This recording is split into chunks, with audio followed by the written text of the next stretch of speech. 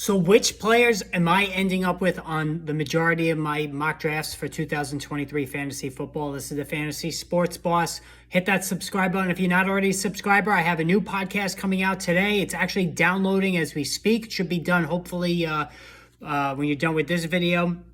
And it's a little bit of one of my longer ones, so it's taking a little bit longer to upload, but it's going to be a good one. I kind of lost my cool a little bit on that one, so make sure you tune into that. So I've been doing dozens and dozens of mock drafts. Going back to May, which is a smart thing to do if you're into fantasy football, because you want to see where players are being drafted generally, what their ADPs are, the ballpark, where you're going to have to think you're going to have to draft certain guys that you like. And these are the players that overall have appeared on the majority of my teams, all right? Starting with the quarterback position.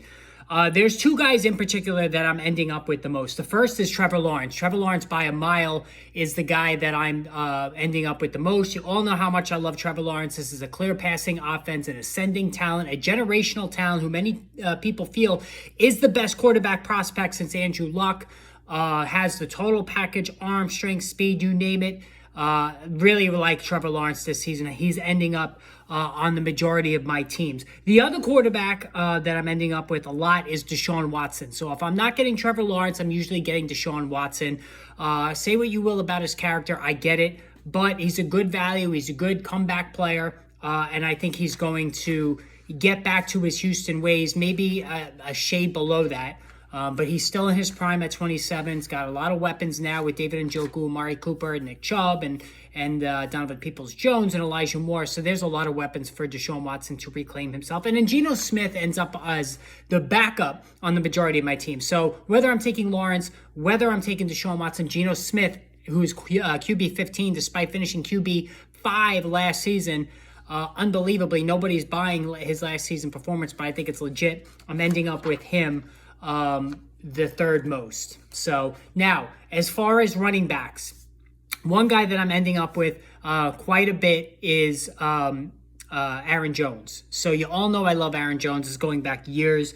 I'm not taking running backs early, so I'm looking in that, round 3, 4, 5 range. I am ending up with Tony Pollard. If I do go in the second round area code, Tony Pollard, I've gotten on a couple of teams. I do really like him, although this Ezekiel Elliott rumors are just out there nonstop. But for sure, Aaron Jones has been appearing on the majority of my teams I've been drafting. Miles Sanders is on a lot of my teams, probably even more than Aaron Jones, because I think he's good value. Say what you want of him of Sanders as a receiver as you want. He's going to be used as a three down guy. So he's appearing on a lot of my teams. Jahmyr Gibbs. Love Jahmyr Gibbs this season. He's appearing on a lot of my teams. Rachaad White. I'm in on Rachaad White in that 5-6 round, as is James Conner. I know they're going to be playing at a much slower pace this year, so keep that in mind when you're drafting James Conner. He's going to be on the field the majority of the time, but the opportunities might be, should be fewer because he's not there. They're playing at a much slower pace now that Cliff Kingsbury is not there. If I don't get Jahmyr Gibbs, David Montgomery is a guy I've been taking late. And Breece Hall in the third round, Ramondre Stevenson in the third round. Those are the guys I'm ending up with the most in terms of my running backs. Now receiver, this is where I always key in on. You guys know I'm always keying in on receiver.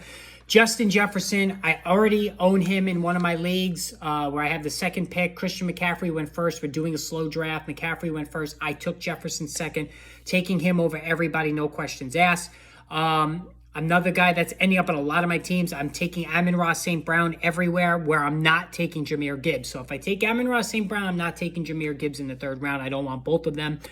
Chris Olave, totally in on Chris Olave. He's been my rock-solid third-round pick pretty much in almost every mock draft I've done. CeeDee Lamb, I'm ending up with a lot in that, first, second round turn. As far as later, Calvin Ridley, maybe more than any receiver I've on this list, Calvin Ridley has been on the majority of my teams. I've been going to him typically the 5th round. Now I think I'm going to get him in the 4th. Tyler Lockett, love his 6th round ADP. I'm taking him every time. twice on Sunday in the 6th round. Jerry Jeudy. I really like Jerry Jeudy this year. I have not been a fan of him in the past, but he did good things in a bad situation last season. I think he's just getting better. Deontay Johnson. Deontay Johnson is an amazing buy this year. No touchdowns, I get it, but his expected TD total last year was 7. Just ran into some unbelievably bad luck when it comes to touchdowns. He's going to turn that around this year. He is a target fiend. Love the depressed price on Deontay Johnson this season. He is on a lot of my teams. And then looking at the rest, Zay Flowers. I like Zay Flowers as one of my key bench guys. Jackson Smith and Jigba. Michael Thomas. These are all guys I want on my bench. I even have thrown some very late round darts at Juju Smith-Schuster, Jahan Dotson. Those are the guys I'm ending up with the most at wide receiver. Now, tight end.